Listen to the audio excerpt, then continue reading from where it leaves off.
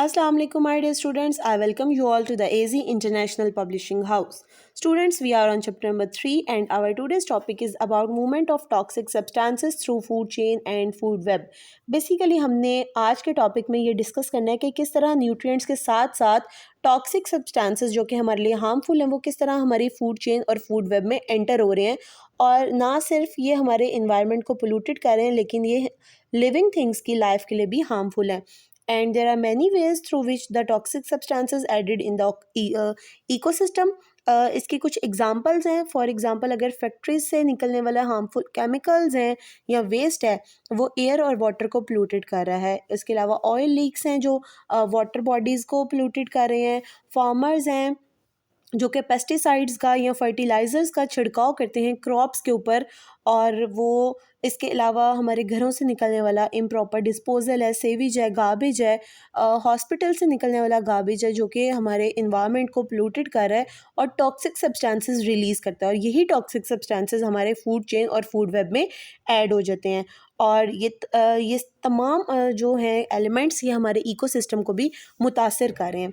जब ये toxic materials जो हैं फूड चेन में एंटर होते हैं तो इनको माइक्रो ऑर्गेनिजम्स या दूसरे लिविंग थिंग्स जो हैं कंज्यूम करते हैं, और इस तरह ये जो हार्मफुल मटेरियल है वो एक बॉडी से दूसरी बॉडी में शिफ्ट हो जाता है और ये ह्यूमन बॉडीज़ में डिजीज़ भी पैदा करता है.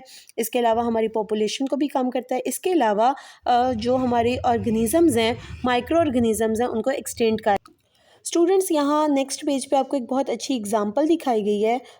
दे सेड कि अगर आप एक पेस्टिसाइड को एग्रीकल्चर पे यूज़ करते हैं, उसका स्प्रे करते हैं पेस्टिसाइड्स का, या फर्टिलाइज़र्स कुछ किसी एग्रीकल्चर पे किसी क्रॉप पे आप स्प्रे करते हैं, उसकी वजह से क्या होता है कि वो जो है हमारी क्रॉप्स वो तो डेवलप हो जाती हैं, जो हार्मफुल बैक्टीरियाज़ हैं वो उस पेस्टिसाइड से किल हो जाते हैं, लेकिन उसके साथ साथ जो हमारे यूज़फुल सब्सटेंसेस हैं, जो हमारी यूज़फुल चीज़ें हैं वो भी इसके साथ एक्यूमुलेट हो रही हैं और with the passage of time ये बॉडी टू बॉडी शिफ्ट हो जाती हैं और ये हमारे लिए हार्मफुल हो जाती हैं.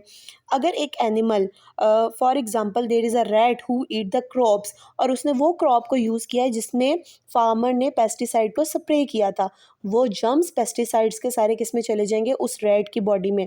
आफ्टर दैट उस रैट को एक स्नेक जो होता है वो the snake eat that rat, उसकी वजह से वो पेस्टिसाइड स्नेक की बॉडी में भी जाएंगे. एंड एट द एंड अगर वो ईगल उस स्नेक को खा लेती है या ईगल रैट को खा लेती है तो ऑटोमेटिकली उस ईगल में भी वो पेस्टिसाइड्स चले जाएंगे और with the passage of time ये pesticides body to body shift होकर ज़्यादा से ज़्यादा हार्मफुल केमिकल्स जनरेट करने लग जाते हैं और इस तरह बहुत सी जो हमारे पास स्पीशीज़ हैं वो इंडेंजर्ड हो जाती हैं. सो स्टूडेंट्स, नेक्स्ट हम पढ़ेंगे कि ह्यूमन एक्टिविटीज़ ऐसी कौन सी हैं जो कि टॉक्सिक सब्सटेंसेस को इकोसिस्टम में एक्टिव करवाती हैं. तो बेसिकली ह्यूमन एक्टिविटीज़ ही हमारे जो हैं वो ऐसी होती हैं. हम अपनी ही जो ज़िंदगियों को आसान करने के लिए हमने बहुत सी चीज़ों को ऐसे इस्तेमाल में ले आए जो कि माहौल को आलूदा कर रही हैं, हमारे इकोसिस्टम को मुतासर कर रही हैं. हम अपनी आसानी के लिए नेचुरल गैस यूज़ करते हैं, फॉसिल फ्यूल को बर्न करते हैं, रेफ्रिजरेटर को यूज़ करते हैं जिनके अंदर से क्लोरोफ्लोरोकार्बन्स निकलते हैं which are very harmful for the ecosystem. और हम जो है वो ज़्यादा से ज़्यादा घर बनाने के लिए डिफॉरेस्टेशन कर रहे हैं, that is also very harmful. और ये वो तमाम एक्टिविटीज़ हैं जो कि टॉक्सिक सब्सटेंस को इकोसिस्टम में ऐड करवाती हैं. इसके लिए सबसे पहले अगर हम पढ़ें burning fossil fuels, human activities जो हैं अर्बन एरियाज़ में वो बहुत ज़्यादा हो चुकी हैं और वो फॉसिल फ्यूल्स को बर्न करती हैं इंडस्ट्रीज़ को चलाने के लिए. इंडस्ट्रीज़ का वेस्ट जो है वो पोल्यूटेंट्स बन के, टॉक्सिक सब्सटेंस बन के इन्वायरमेंट में शामिल हो जाता है और ये ह्यूमन हेल्थ पर और माइक्रो ऑर्गेनिजम्स पर बहुत ज़्यादा इफ़ेक्ट हो रहा है. सो स्टूडेंट्स, हमें चाहिए कि हम कम से कम फॉसिल फ्यूल्स का इस्तेमाल करें.